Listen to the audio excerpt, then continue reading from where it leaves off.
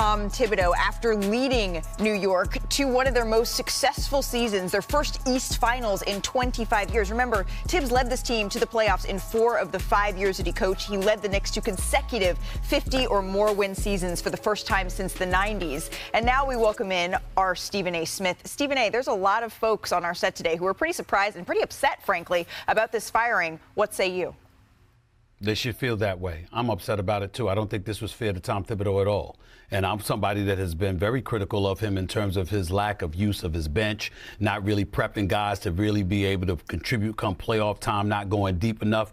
As Kenny Smith articulated during the NBA playoffs, which I thought was the line of the year, Thibs would have a hard time playing 9 dudes in a baseball game. That's who he is. But nevertheless, they won 51 games. They got to the Eastern Conference Finals. They improved in the playoffs all 4 years, the last 4 years or so. He has done an incredible job. And when you look at it from the standpoint of him being gone, it's like a scapegoat mentality. I think this is incredibly bad because guess what? You traded 5 picks to get Mikal Bridges. That wasn't on Tom Thibodeau. That was on Leon Rose. That's the name that we need to be talking about right now when a move like this is made. You traded 5 picks, 4 unprotected for Mikal Bridges. You traded Julius Randle and Dante DiVincenzo, okay, along with an additional first-round pick for Karl Anthony Towns. So that's 6 picks right there you gave away. At least 4 unprotected, arguably 5. And I'm looking at it from that standpoint, and we're talking about Tom Thibodeau today being without a job. I think that's unfair. I really, he does not deserve to be fired. This was a bad move as far as I'm concerned by the New York Knicks, especially since you don't have somebody like Ty Lue or Eric Spoelstra out there waiting for you. Right. I don't like it at all. Well, that's what we were sort of talking about. And speaking of Leon Rose, in the Knicks announcement, Leon Rose made a statement, Stephen A., and in it he says, our organization is singularly focused on winning a championship for our fans. I'm curious if you think they're a step closer by doing this, by making this move. No, they're not a step closer. And to be quite honest with you, I think we all as New Yorkers should find Leon Rose's statement offensive. Get the hell in front of a microphone and a camera and answer questions. Stop being a coward. Because that's how he's acting. I'm not calling him that as a man or as a person. I'm saying that's how he's been acting as president of the New York Knicks when it comes to communicating with the media and articulating the decisions that you make and why they are being made. This is the problem with the arrogance of the New York Knicks, okay?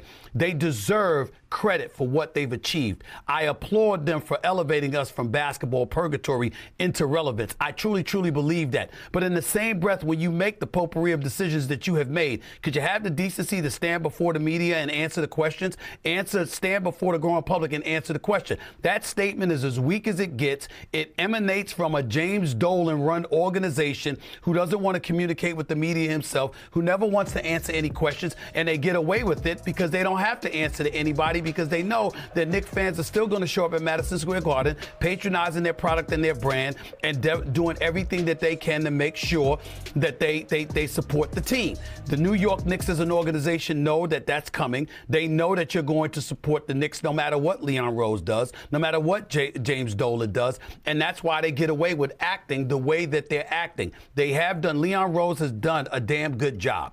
Nobody can deny that. But it hasn't been a flawless situation. There are moves that could have been made that could have better positioned the New York Knicks to be in a championship situation, the one that they're craving for now. But it hasn't happened. And then you're going to issue some weak-ass statement like we really care? I don't care about that damn statement. I want to see Leon Rose stand before the camera and justify firing a man that just took you within 2 games of a berth to the NBA Finals right after you decided to trade 5 picks for a guy that never even made an All-Star. I love Mikal Bridges. I love the fact that he's a member of the team. But the fact of the matter is that he has an up and down year. And when you look at a Luka Doncic being acquired for Anthony Davis at just 1 pick, when you look at some other moves that have been made and it didn't require those level of assets departing, and you give up 5 first-round picks, including 4 unprotected for Mikal Bridges, and that vastly contributes to compromising the vision and the aspirations that you have,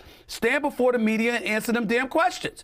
But we can't expect Leon Rose to do that because since James Dolan has arrived, that's not something that he likes, and Leon Rose seems to fit right in. A matter of fact, one could legitimately argue that his willingness to avoid the media to answer these questions is is just as much of a big reason as to why he got the job as it is the job that he actually did, which has been a pretty damn good job.